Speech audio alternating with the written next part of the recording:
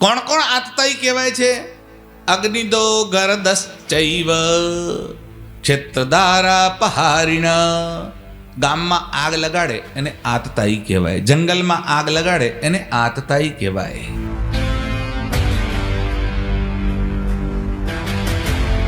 કોને કોને નહીં મારવાના એ બોલે છે. મત્તમ પ્રમત્તમ ઉન્મત્તમ સુપ્તમ બાલમ સ્ત્રિયમ જડમ પ્રપન્નમ વીરથમ ભીતમ ન હંતુમ ધર્મવેદ. આટલા લોકોને ધર્મને જાણકાર માણસે હણવા નહીં. મત્તમ, કોઈ માણસ નશો કરીને આવતો હોય અને નશામાં ચકચૂર હોય એને ધોલધાપટ કરવાની છૂટ, પણ એનો વધ કરાય નહીં, હત્યા કરાય નહીં. પ્રમત્તમ, જ્યારે કોઈ માણસે ખૂબ ભોજન કર્યું, ભોજનનો પણ એક નશો હોય છે અને ખૂબ ભોજન કરીને સૂતો છે, ઉપર આમ કપડાં પલાળીને નાખવા પડે ભયંકર ગરમીમાં, અને તમને એમ થાય કે મારો દુશ્મન છે ને આજે મારી નાખું, એવું થાય નહીં. પ્રમત્તમ ઉન્મત્તમ, જેનું દિમાગ કીધામાં નથી અને પોતાના મગજ ઉપર કંટ્રોલ નથી ને ઉન્મત્ત થઈને વર્તન કરે છે પાગલની જેમ, એનો વધ કરાય નહીં. મત્તમ પ્રમત્તમ ઉન્મત્તમ સુપ્તમ, ઊંઘેલો હોય એનો વધ કરાય નહીં. ઊંઘમાં કોઈ માણસનો વધ કરવો નહીં. મત્તમ પ્રમત્તમ ઉન્મત્તમ સુપ્તમ બાલમ, બાળક છે ને કોઈ અપરાધ કરે તો એ વધ કરવાને યોગ્ય નથી. આ જ વસ્તુનું અનુસરણ કનુભાઈ કોર્ટ પણ કરે છે, એટલે જુવેનાઇલ બોર્ડ અલગ છે. એટલે 18 વર્ષથી નાના બાળકે ક્યારે પણ કોઈ અપરાધ કર્યો છે તો સીધી કોર્ટ એને સજા નથી આપીને તરત જામીન પણ આપે છે અને એને અલગથી જુવેનાઇલ બોર્ડમાં રાખવામાં આવે છે.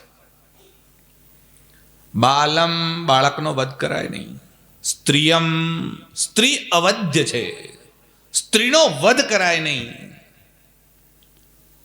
સ્ત્રીના ઉપર હાથ ઉપાડવો એ ગુનો નહીં, પાપ પણ છે. હા, આતંકવાદી છે તો એનો વધ કરવાને યોગ્ય છે, પછી એ જોવાનું નહીં એ બ્રાહ્મણ છે કે સ્ત્રી છે. પણ આતંકવાદી નથી તો એ અવધ્ય છે. એટલે રામજી અને કૃષ્ણ બંનેના જીવનમાં પહેલો પનારો સ્ત્રીઓ સાથે જ પડ્યો. શ્રી કૃષ્ણે પહેલો વધ પૂતનાનો કર્યો અને રામજીએ પહેલો વધ તાડકાનો કર્યો. પણ એ આતતાઈ છે, એટલે આતંકવાદી છે. તમે જેને આતંકવાદી કહો છો એના માટે અમારે ત્યાં શબ્દ છે આતતાઈ. કોણ કોણ આતતાઈ કહેવાય છે? અગ્નિદો ગરદશ્ચૈવ ક્ષેત્રધારા પહારિણ. ગામમાં આગ લગાડે એને આતતાઈ કહેવાય. જંગલમાં આગ લગાડે એને આતતાઈ કહેવાય. અગ્નિદો ગરદશ્ચૈવ, કોઈને ઝેર આપી દે, પાણીના ટાંકામાં જઈને ઝેર નાખી દે ને બધાનું મોત થઈ જાય, એ આતંકવાદી, એટલે આતતાઈ છે. એટલે કોરોના તમારે ત્યાં આવ્યો કેમ કે ઝેર પ્રસરાવવામાં આવ્યું, એ જેણે પણ આ ષડયંત્ર કર્યું એ આતતાઈ છે. અગ્નિદો ગરદશ્ચૈવ શસ્ત્રપાણી ધનાપહ, બીજાનું શસ્ત્ર છીનવી લે અને જેની પાસે શસ્ત્ર નથી એના ઉપર આઘાત કરે. શસ્ત્રપાણી ધનાપહ, બીજાનું ધન હન કરીને ભાગી જાય, એટલે કોઈને લૂંટી લે છે, એ આતતાઈ છે. શસ્ત્રપાણી ધનાપહ ક્ષેત્રધારા પહારી ચ, કોઈનું ક્ષેત્ર એટલે ખેતર પડાઈ લે, એ આતતાઈ છે. અને દારા એટલે કોઈની પત્નીનું હરણ કરી જાય, એ આતતાઈ છે. એટલે રાવણ પણ આતતાઈ છે. રાવણ બ્રાહ્મણો હોવા છતાં વધને યોગ્ય છે, કેમ કે એણે કોઈની પત્નીનું હરણ કર્યું છે, માટે આતતાઈ છે. જો કન્યા હરણની મનાઈ નથી પણ પત્નીનું હરણ કરવાની મનાઈ છે. ખેર એ વિશે આગળ આવશે ત્યારે રૂકમણી હરણ વખતે તમને કહીશું. હમણાં તો એવું યાદ રાખો કે આટલા લોકો આતતાઈ છે. ષડઈ તે આતતાઈ ન, આ 6 પ્રકારના આતંકવાદી એટલે આતતાઈ લોકો છે. એનો વધ કરવાનું પાપ નથી.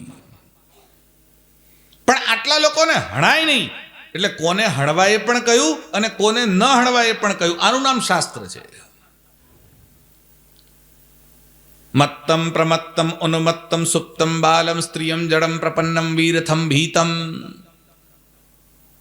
અમે તો એક જગ્યાએ કથામાં ગયા, કથા પૂરી થઈ એટલે એક બેન મળવા આવે એમના પતિને લઈ, પછી પગે લાગીને કીધું મહારાજ હમણાં તમે જે કથામાં કીધું તો અમને કોણ? એટલે મેં કથામાં શું કીધું? ઘણું બધું કીધું, મને થોડું યાદ હોય. મને કે હમણાં તમે નહોતું કીધું પેલું હાથ ઉપાડવા વાળું? હવે અમને ખબર નહીં એના પતિ રોજ હાથ ઉપાડતા હશે.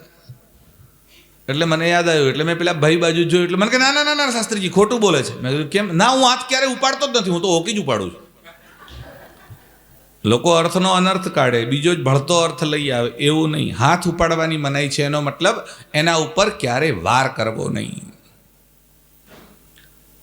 સ્ત્રીયમ જડમ, જડ જેવો માણસ હોય જેને કંઈ સમજણ જ પડતી નથી, એને મરાય નહીં, એની હત્યા ન થાય. જડમ પ્રપન્નમ, શરણાગત આવે અને તમારી શરણમાં આવીને કે મને માફ કરી દો, મને ક્ષમા કરો, તો એની વધ કરાય નહીં. પ્રપન્નમ વીરથમ, તમે લડવા માટે જતા હો અને એનો રથ તૂટી જાય અથવા તો એનું શસ્ત્ર પડી જાય તો એના ઉપર વાર કરાય નહીં, હત્યા કરાય નહીં. પ્રપન્નમ વીરથમ ભીતમ, ડરેલો હોય તો એને મરાય નહીં. તમે ક્યાંય જતા હો અને કોઈની માટે પાછળ અડકાયું કૂતરું પડ્યું ને તમારા ઘરમાં બિચારો ઘૂસી જાય અને તમને એમ કે મારો દુશ્મન છે ને આજ બરાબરનો મારી નાખું, એવું કરાય નહીં. ડરેલા માણસને પણ મરાય નહીં. આ 10 લોકો એવા છે જેની હત્યા ન કરાય.